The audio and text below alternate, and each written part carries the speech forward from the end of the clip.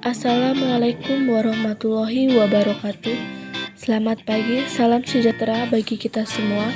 Kami dari kelompok 4 ingin mempresentasikan hasil kerja dari kelompok kami yang beranggotakan 2 peserta yang terdiri dari saya sendiri, Usul Khotimah, dan rekan saya, Arya Dwi Mahendra.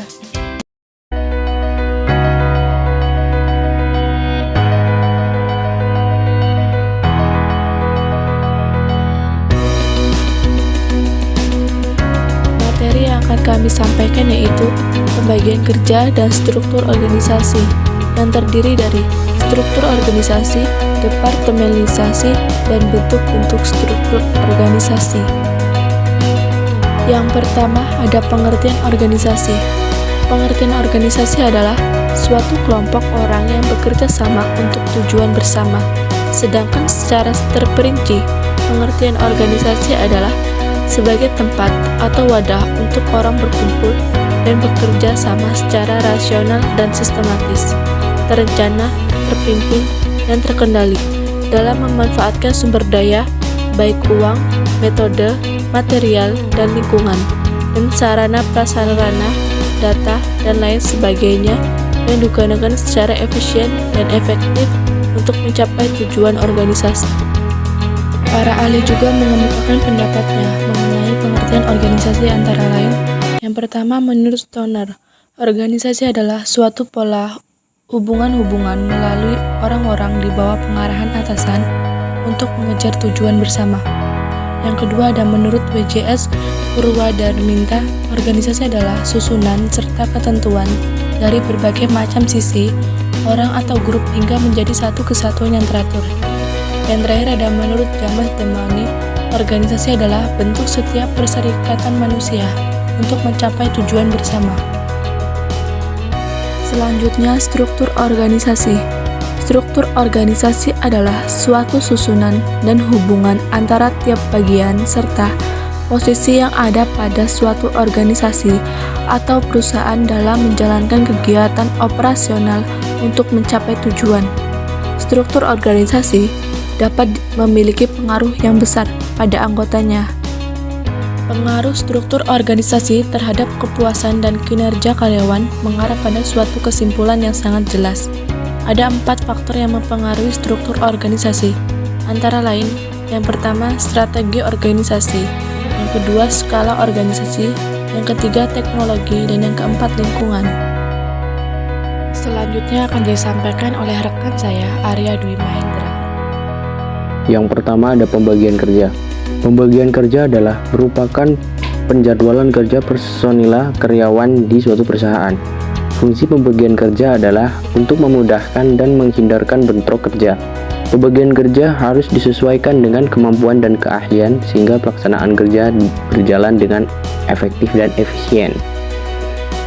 Dalam pembagian kerja, karyawan harus memiliki sikap seperti di bawah ini. Yang pertama, wewenang dan tanggung jawab atau authority dan responsibility.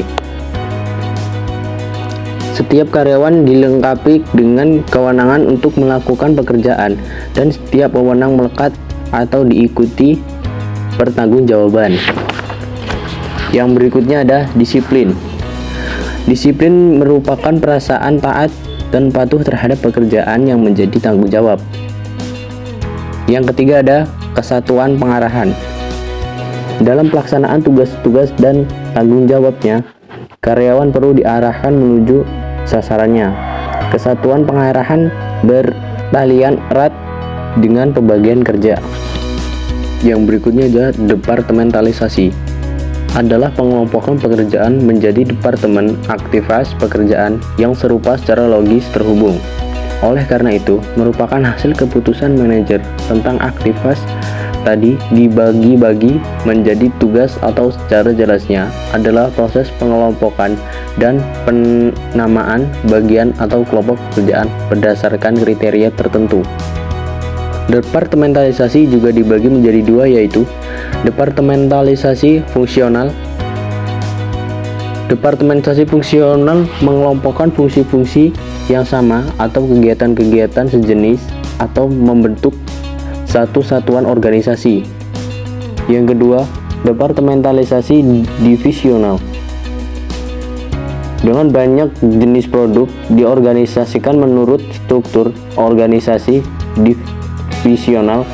Bila departemen perusahaan menjadi terlalu kompleks dan tidak praktis bagi struktur fungsional, manajer perlu membentuk divisi-divisi semi otonomi di mana setiap divisi merancang, memproduksi, dan memasarkan produknya sendiri. Berikutnya, bentuk-bentuk struktur organisasi. Berdasarkan pola kerja dan aktivitas, wewenang, serta tanggung jawab, maka bentuk-bentuk organisasi dibedakan menjadi sebagai berikut. Yang pertama, struktur organisasi lini. Organisasi bentuk garis diciptakan oleh Henry Fayol. Pada struktur organisasi ini, wewenang dari atasan disalurkan secara vertikal kepada bawahannya. Begitu juga sebaliknya, pertanggungjawaban dari bawahan secara langsung ditunjukkan kepada atasan yang memberi perintah. Yang kedua ada struktur organisasi fungsional. Struktur organisasi fungsional diciptakan oleh F. W. Taylor. Struktur ini berawal dari konsep adanya pimpinan yang tidak mempunyai bawahan yang jelas dan setiap atasan mempunyai wewenang memberi perintah kepada setiap bawahan sepanjang ada hubungan dengan fungsi atasan tersebut. Yang ketiga, struktur organisasi garis dan staf. Struktur organisasi ini merupakan struktur organisasi gabungan yang dikembangkan oleh Harrington Emerson. Struktur ini umumnya digunakan oleh organisasi yang besar, daerah kerja luas di bidang tugas yang beraneka ragam, dan jumlah bawaan yang banyak sehingga pimpinan tidak bisa bekerja sendiri, melainkan memerlukan bantuan staf. Yang keempat, struktur organisasi fungsional dan staf. Struktur organisasi ini merupakan gabungan dari macam-macam struktur organisasi. Dengan memakai sistem gabungan ini memungkinkan memilih yang menguntungkan dipakai, yang merugikan ditinggalkan.